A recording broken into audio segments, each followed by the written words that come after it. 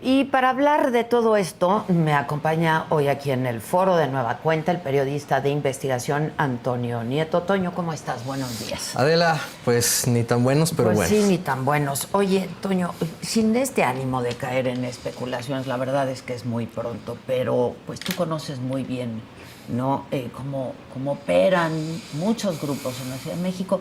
¿Qué podríamos hablar de cuántos grupos que operan en la Ciudad de México? Hace poco salió un informe que indicaba que alrededor de 60, pero desde mi perspectiva y experiencia hay más de 80, casi 100 grupos delictivos dedicados a diferentes cosas: extorsión, narcomenudeo, secuestro, venta de droga. Y la mayoría de estos se ven dominados, o por así decirlo, por la Unión.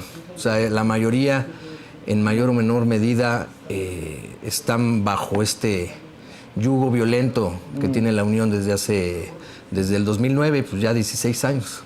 Oye, Toño, ahora, también hay presencia de los grandes cárteles, ¿no? Sí, por supuesto.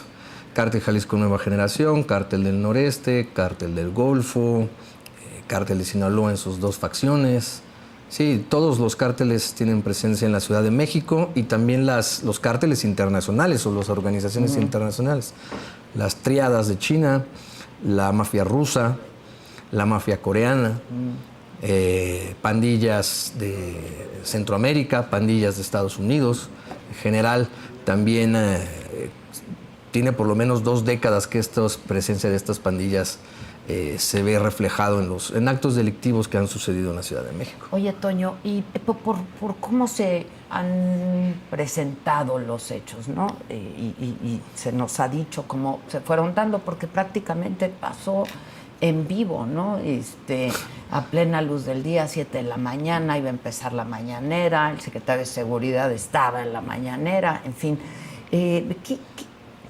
Esta cadena de acontecimientos, ¿cómo lo lees y qué nos dice? Tiene una lectura muy alarmante, Adela, y a tu público, porque refleja que la delincuencia organizada está o ha empapado la vida cotidiana, la vida política, la vida social de todo el país. Y si pudieron atentar contra 2 colaboradores tan cercanos a la jefa de gobierno, en un claro, desde mi punto de vista, en un claro mensaje a ella, a su administración, al reto, a la autoridad, pues significa que pueden hacer cualquier cosa. Y vemos los antecedentes similares, ahorita lo vamos a platicar o a detallar más profundamente, pero con el tema de Ciro Gómez Leiva. Ya atentaron con un periodista muy conocido, sí, con alcance. Atentaron contra el jefe de la policía capitalina, que en su momento fue candidateable y que ahora es el titular de la policía a nivel nacional. Lo hicieron con un Barrett calibre 50, aquí muy cerca. Hace poco también vimos que fue asesinado un colaborador de la alcaldía Cuauhtémoc, también en un claro mensaje a la autoridad de esa alcaldía. ¿Qué más, Adela? ¿Qué más puede pasar? Los ciudadanos de a pie, los ciudadanos que salen todos los días a trabajar, ¿qué pueden esperar de la seguridad? Entiendo que se ha insistido mucho en que los índices delictivos han bajado, pero esas cifras, desde mi perspectiva, son fantasmales, ¿no? De hecho, en la administración, antes de que llegara Morena a la capital del país, se inició una investigación contra la Fiscalía Capitalina por cifras alteradas. También es un tema que se fue apagando de los medios de comunicación, pero que en la administración de partidos que estuvieron antes que Morena se inflaban las cifras. ¿Por qué habría que esperar que no se siguieran haciendo? Entonces, no se está viendo reflejado, en todo caso, estas detenciones que justamente presumieron ayer en el contexto de este terrible ataque, pues no se ven reflejados en el sentir de la gente ni común, ni de la gente que debería, o que todo el mundo pensaría que está protegida, ¿no? O que tiene algún fuero, o que está blindado del crimen organizado, como alguien tan cercano a la jefa de gobierno, Clara Brugada. ¿Y cuál es tu percepción? Sí, llega a intimidar, ¿no? Decía Marcelo Ebrard, no va a intimidar esto a los inversionistas ni a los ciudadanos. Claro. Yo creo que ayer que todos nos enteramos de esto, para quienes conocíamos a ellos, porque es muy lamentable lo que pasó, estas víctimas como cualquiera otra, pero para quienes no también, para quienes vivimos en la Ciudad de México, ¿no? Hay este ánimo de vulnerabilidad, de orfandad incluso, ¿no? Además, ¿cuánta inversión se le ha hecho al C5? Y para que la cámara que está enfrente de donde ocurrieron los hechos no sirviera. ¿Eso está comprobado? Que no verdaderamente no. Sí. Yo en la mañana, ayer en la noche, ya muy tarde en la noche, revisé los informes de la Secretaría de Seguridad Ciudadana, los reportes de inteligencia, los de Policía de Investigación, y en todos coinciden en que la cámara no grabó. ¿Coincidencia, Adela? Porque, caray, si tú vas a cometer un homicidio y sabes, has estudiado a las víctimas, en este caso terrible, a Jimena Guzmán y José Muñoz, y sabes que pasa por... ella viene de Coyoacán, de la alcaldía de Coyoacán, y se para en el bajo puente o en el puente peatonal para esperar a que José Muñoz lo cruce y juntos puedan ir hacia el centro, hacia trabajar. Sabes que esta es su rutina y sabes que enfrente hay una cámara, que se paran justo donde está la cámara, en la esquina de Napoleón, donde hay comercios informales, donde hay comercios establecidos. Pues creo que lo primero que deberías pensar es cómo anular esa cámara, ¿no? Y se puede anular desde afuera o desde adentro del sistema. Si con esto me estoy explicando, puedes anularlo corrompiendo a gente adentro del C5 o puedes anularla desde afuera con algún tipo de... hackeo, no, o manual. Incluso físico. Manual. Incluso. Justo ayer Acuérdate, perdón, Adela, que esas cámaras, el mantenimiento que les dan, tiene a la concesión una empresa muy grande. Y ese mantenimiento, pues son tantas cámaras que no se lo dan todo el tiempo o reportan un desperfecto en una cámara y a las 3 horas ya la están reparando. No, porque no le corresponde al gobierno de la Ciudad de México. Sino a la compañía, a la empresa. Te imaginarás qué compañía es, muy grande, que provee internet. Ya. Entonces... Oye, Toño, justo ayer una periodista, una reportera de Grupo Fórmula, no sé si tú alcanzaste a escuchar eso, sí, lo vi, sí. Daba cuenta de que había... Dio la primicia a esta compañía. Personal, ¿no?, trabajando en la cámara. Ella cuestiona qué están haciendo con la cámara, no le responden. Pero pues yo creo que fueron o a sacar las imágenes o a qué. Pues a ver qué es lo que estaba fallando con esa cámara, ¿no? A sacar, digamos, una caja negra de qué fue lo que el desperfecto, por qué los rayos no estaba funcionando, ¿no? Y va a ser parte de los peritajes de la Fiscalía Capitalina, lo deben de hacer. Evidentemente que, no sé si me estoy adelantando, pero está sumando que la cámara no sirve, que los vehículos utilizados en el crimen tienen los números de serie lijados, alterados, que hacen un cambio de vehículo. Con placas falsas, ¿no? No, los números de serie. De los vehículos. Que dejan un vehículo en una colonia, que le vamos a platicar, esa colonia es donde un grupo delictivo renta o hace el sicariato, de la misma manera que ocurrió con Ciro Gómez Leiva, también fue en Iztacalco, donde hicieron las primeras detenciones. Pero no solo es la alcaldía, no me refiero a la alcaldía, sino la zona donde operan estos grupos que rentan a sus sicarios y que se han hecho famosos por casos de alto impacto, como lo de Ciro Gómez Leiva. Y luego le sumas a que escapan haciendo cambios de vehículos hacia provincia, que tienen esta capacidad de logística de ir evitando los... No pudieron evitar los arcos que detectan las placas o el paso de los coches, pero sí lo hicieron de una manera muy rápida, lo suficiente como para que a esta hora que estamos platicando tú y yo, Adela, pues no haya detenidos. Al menos no oficialmente, pero no. Se habla y ha trascendido que hay 2, ¿no? Presuntos. A mí dicen que no. Que no hay. Quizás estén en un cerco virtual los sospechosos, pero ahorita que estamos hablando en el Ministerio Público, no hay. No hay. Ahora, de lo que no hay duda, Toño, es de que eran profesionales, ¿no? Por cómo operaron, por cómo dispararon, o sea...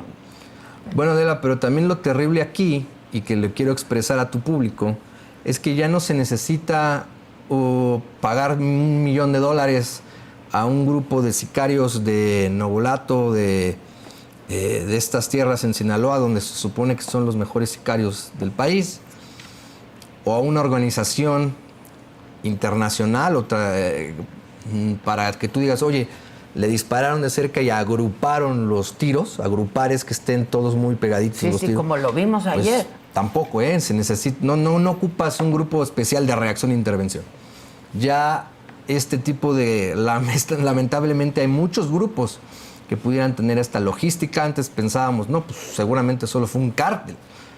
No, ya hay grupos delictivos de menor envergadura o que no trafican estupefacientes en Estados Unidos, pero que sí tienen esta capacidad y esta escuela de sicariato, de saber la ruta, bueno, de vigilar a la víctima, planearlo, elegir el día, hacer vigilancias, tener presupuesto para comprar varios vehículos alterados, cambiar de vehículo cuando tú escapas. Ya no nada más es privativo de un cártel transnacional. Ya. Y eso lo debemos de tener claro y es alarmante.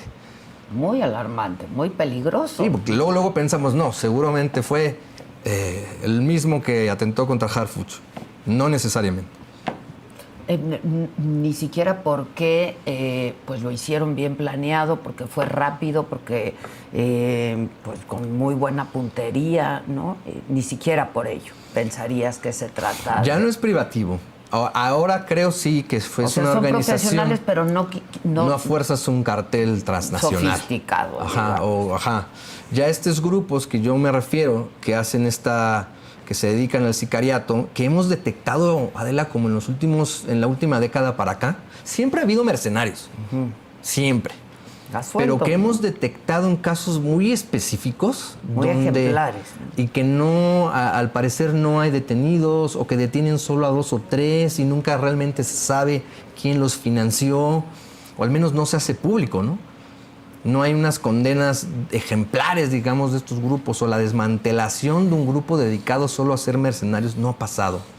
Entonces, lo hemos detectado en casos de que hacen homicidios de alto impacto de otros narcotraficantes, o de otros gente de la delincuencia organizada. Lo vimos, por ejemplo, en el caso de Alexis, de la Unión, que fue ultimado en Guadalajara, en Zapopan. Lo vimos en el caso del Pulga, un líder de la Unión que también fue ultimado en la alcaldía Cuauhtémoc, que eran gente que llegaba, arrasaba y se iba y desaparecía.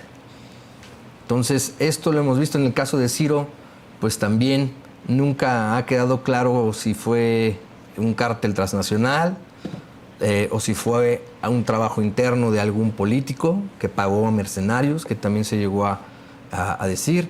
Lo mismo siento que está ocurriendo, ¿no? No sabemos ni sabremos realmente a quién colgarle esa etiqueta como el responsable intelectual, digamos. Intelectual de este. Incluso a los materiales, saber si realmente no son pagadores, ¿no? A veces detienen al que va a recoger la camioneta abandonada, al que va a recoger la moto, al que pagó, al que hizo las alteraciones de los vehículos, el dueño de la bodega donde los escondieron, las unidades. Esos son los que a veces detienen, ¿no? Y si bien les va, participan de alguna manera. Y si bien les va, como fue en el caso del jefe Milton Morales, el tirador. Pero más allá, ¿quién fue el que pagó a ese tirador? ¿Y quién fue el que financió todo el atentado, el lastimoso ataque contra otro alto mando de la Secretaría de Seguridad Ciudadana? Y además, ¿quién lo fraguó? Siempre ha quedado esa sensación de que fueron mismos policías. Entonces, Aquí, pues, tomando en cuenta lo de la Cámara, tomando en cuenta el nivel de organización, pues también nos llega a pensar si no hubo alguien interno Involucrado, ¿no? Interno me refiero al gobierno, que esté involucrado en algún área del gobierno o de la función pública, ¿no? Ya. Otra vez sin ánimo de caer en especulaciones. La verdad es muy pronto, ¿no? Es un poco nada más un recuento de los hechos, Toño. Lo que sí se sabe también es que al parecer ninguno de los dos había recibido amenazas. Vamos, no tenían un círculo de seguridad, absolutamente nada, ¿no? Pues no, en general los funcionarios o los servidores públicos de la Ciudad de México no tienen escoltas. Sí, fíjate que Rosario Robles estaba aquí ayer y me dijo, cuando yo era jefa de gobierno, pues no, mi particular o mi jefe de asesor no tenían seguridad. Y eso, pues desde mi punto de vista, no sé si debería cambiar. A final de cuentas son los impuestos que nosotros pagamos y que tarde o temprano algún mal servidor público va a hacer mal uso de ellos y es cuando va a venirse el revire, ¿no? De decir, ¿para qué estos oficiales secretarios o para qué estos asesores tienen escoltas? Pero cuando pasan tragedias como las que vivimos ayer, sí nos hace pensarlo, ¿no? De si debería haber protección para ellos, pero no hay personal, además. Porque además manejan información muy sensible. En el caso de Jimena y de Pepe, manejaban los dos información muy sensible.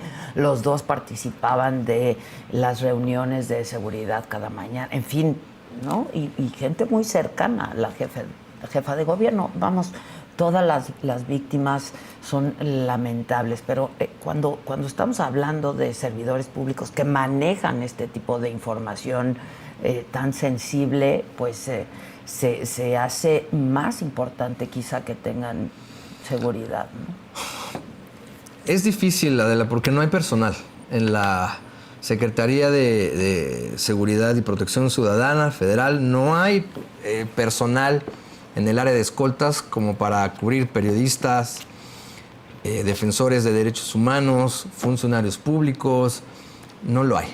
Entonces sí vendría también un poquito a contraponer también el tema de la austeridad, que es un tema idealista que maneja la Cuarta Transformación, porque se ve aparatoso, ¿no? Un funcionario con escoltas, trajeados, armados, en quizás camionetas blindadas, no va acorde quizás con el idealismo, por así decirlo, de la Cuarta Transformación.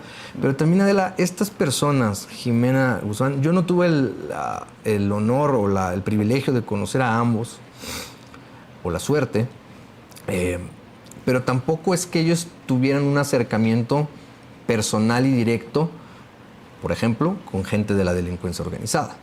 O sea, lo veo imposible, por eso es de que no hay ninguna carpeta de investigación donde se les mencione ni como probables responsables, ni como víctimas, no hay amenazas. Incluso preguntando yo ayer en la reunión que acudieron algunos alcaldes con Clara Brugada. Estuvieron todos. Estuvieron todos. Yo les dije, ¿cómo estaba el ambiente? Y me dicen, Antonio, era un cementerio, un hermetismo total y había miedo. Y yo pregunté, ¿pero miedo en qué? En los alcaldes. Tenemos miedo. Así me dijeron. Estuve aquí, si intercambiamos 2, 3 palabras, fue mucho, había tensión, había incertidumbre y yo te puedo decir, Antonio, tenemos miedo. Es lo que te estoy comentando, que en Cuauhtémoc sucedió lo mismo. Pasará en Coajimalpa, pasará en Tlalpan, pasará en qué otra alcaldía va a pasar esto, o pasa y no nos enteramos. Hace por lo menos 2 años que en Milpalta pasaron muchas amenazas y están denunciadas, no quedó en el aire. O sea, está documentado. Está documentado. Hay denuncias. No sé si al final las acreditaron, pero de que había llamadas contra los personal de la alcaldía y contra el propio alcalde, en ese momento, del cártel Jalisco Nueva Generación, había llamadas de amenaza.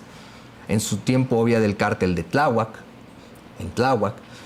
Y bueno, pues pareciera que nos han dado antecedentes y no los supimos ver porque cada quien en la política jala agua para su propio molino Y quizás sí politizamos los homicidios, sí, cierto, y quizás eso ha impedido que realmente pudiera haber alguna conjunción para hacerle frente a una nueva realidad, como fue el COVID. Nuestra nueva realidad es esta, la delincuencia organizada. Escuchamos algunas reacciones, ¿no? De pues gente que tiene pues un lugar importante aquí en la Ciudad de México y a nivel nacional. Y hay quien de Morena dice que este atentado se puede deber a cómo están combatiendo de manera frontal el crimen aquí en la Ciudad de México. ¿Lo ves así? No, para nada. Para mí es un mensaje directo, y a eso voy, Adela. Lo que me comentan a mí los agentes de investigación de la Secretaría de Seguridad Ciudadana es que tienen que descartar todas las hipótesis. Y tienen que ver el trabajo que hizo Clara Brugada y su gente desde que fue alcaldesa en Iztapalapa. Hace poquito publiqué unas fotos allí en mi X, @7_letras, donde se ve al grupo delictivo de los tanzanios en un meeting de Aleida, la actual alcaldesa. ¿Quiénes son? Los tanzanios es un grupo que lleva ahí 20 años y que aunque han habido algunas detenciones, sigue siendo el grupo predominante de la alcaldía. Trata de personas, extorsión, narcomenudeo. Ellos tenían sonideros, incluso organizaban estas fiestas en distintas colonias de Iztapalapa. ¿Qué te dice eso? Que están cerca de la política y las fotos viene identificado quién es quién. Y están ahí a unos pasos de la alcaldesa.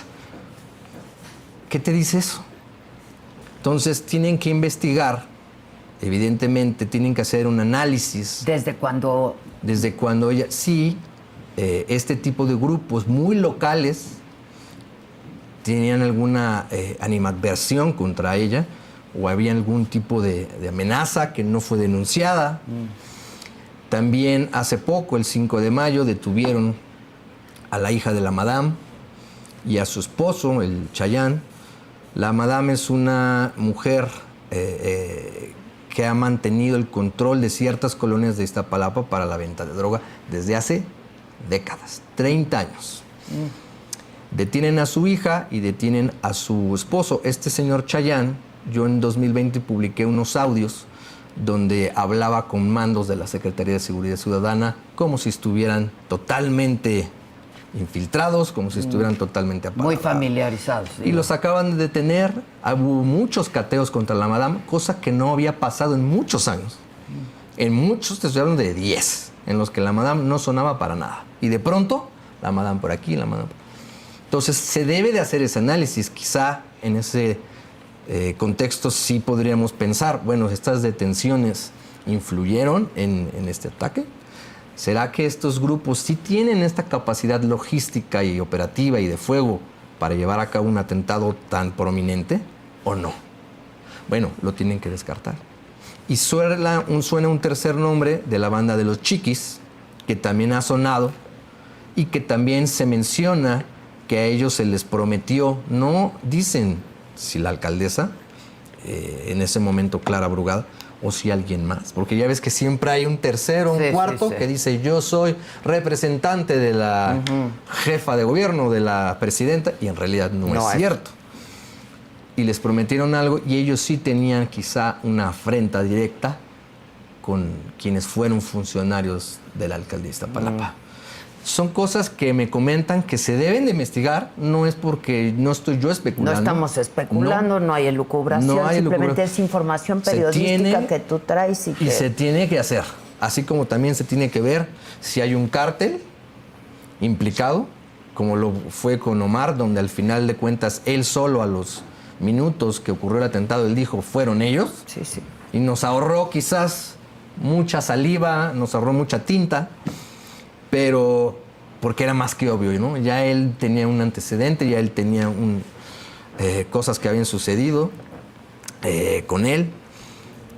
Ahora creo que no va a ser el caso de que van a salir y van a decir fue tal o cual. ¿Crees que tarde esta investigación, Toño? Yo creo que va a ser igual que las investigaciones de alto impacto que se han venido haciendo, donde va a haber detenidos, donde no se va a dar mayor explicación, se va a tratar, Adela, y esto es importantísimo, la confrontación de la verdad jurídica con la verdad histórica. Verdad jurídica es la que por la que van a seguir la Fiscalía. Científicamente van a comprobar que estos sujetos detenidos están implicados. Jurídicamente los van a llevar ante un juez. Puede haber sentencias.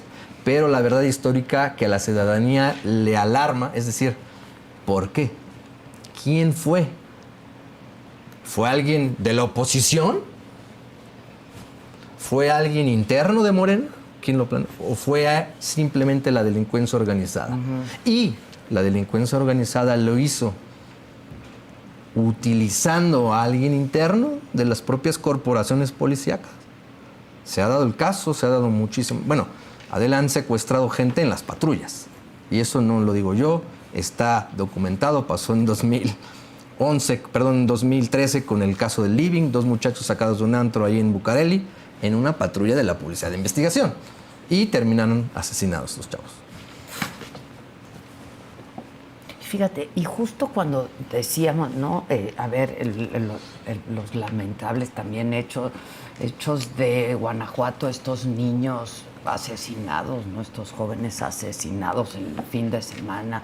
Y justo cuando decíamos que en la Ciudad de México no se veían estas cosas. Y sí se ven. Se han visto, lo hemos documentado durante años, pero pareciera que en la Ciudad de México se diluye. Por eso le dicen el humo. Así se le conoce a la Ciudad de México entre la mafia, digamos, ¿no? Porque todo se diluye. Sea porque hay demasiados medios, ahora hay demasiados creadores de contenido, hay demasiadas cuentas por todos lados. Hay información. Hay información. Entonces, pero en 2013 sacaron del Bar Heaven a 13 personas en plena paseo dominical, tan presumido por Miguel Ángel Mancera, a plena luz del día cerca de la embajada, y se los llevaron a un rancho a asesinarlos, pero ya se olvidó. O sea, son cosas que nosotros como periodistas tenemos en la cabeza, que tenemos todos esos antecedentes, y cuando pasan estos hechos ya no los vemos como un hecho aislado. No es un hecho aislado. Esto que sucedió definitivamente, y eso sí hay que dejarlo muy claro desde mi punto de vista, no es un hecho aislado. No es un hecho aislado. Tú has estudiado mucho todos estos grupos que operan en la Ciudad de México y por muchos años, ¿no? Publicaste un libro al respecto, en fin. Y conoces muy bien el entramado, ¿no? de cómo operan estos grupos. Han crecido estos grupos y ha crecido el número de grupos. Por supuesto, Adela, eso es la cuestión. Yo empecé a reportear, Adela, en 2008. Y yo tengo un diagnóstico que me gustaría algún día hacer un trabajo al respecto, porque tengo un diagnóstico oficial de la Policía Judicial en ese entonces, de todos los grupos que había. Eran como 12 grupos. ¿Y cuántos cárteles operaban? En ese momento 6. 12 grupos. ¿Cuántos operan ahora? ¿Y en cuántos de estos ya tienen un historial delictivo que fue primera plana? Por ejemplo, cuando asesinaron a Abril Pérez Agaón, recordarás que fue en el Día Internacional de la Mujer. Sí. ¡Pum! ¿Y qué grupo delictivo fue? Un grupo que operaba en Iztacalco. Y pasa otra cosa, y es que son otro grupo que opera en Iztapalapa. Y ahora es la Unión, y ahora es la Antiunión. Y todos los días, una vez a la semana vemos un crimen en la Morelos, en Tepito, en la Peralvillo, en la Valle Gómez, en la Tlampa. Entonces, realmente, ¿qué fue lo que sucedió? Que al amparo de las autoridades o de ciertas autoridades, estos grupos se multiplicaron. Y ahora no hay manera de cómo frenarlos, porque son demasiados grupos para tan pocas manos. Entonces, no, definitivamente se salió de control esto, no solo en la Ciudad de México, porque no hay un control de un cártel. Sí, si tú vas a Monterrey, a Nuevo León, pues hay 2. Si tú vas a Sinaloa, en su momento solo había 1. Quizás los Beltrán Leiva cuando se separaron del cártel de Sinaloa, pero antes de eso, previo al 2008, 2007, solo había 1. Entonces había un control sobre los que roban cadenas, los que roban carteras, sobre la prostitución, sobre... Y aquí no es el caso. No, y aquí es... Pero eso no pasaba antes. Eso definitivamente... Ese informe del que yo estoy hablando, y si algún día me lo permites mostrárselo a tu público, es en la gestión de Marcelo Ebrard como jefe de gobierno. Se hizo una cumbre el ejército, la federación y las autoridades locales para hacer un diagnóstico de qué onda con la delincuencia organizada en la Ciudad de México.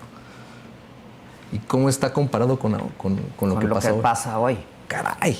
No, la Unión ha dejado cuerpos colgando, ha matado en la plaza de Garibaldi 7 personas. No me digas que eso ocurrió en Guanajuato o que eso ocurrió en Tijuana. No, eso ocurrió en la Ciudad de México, en Garibaldi.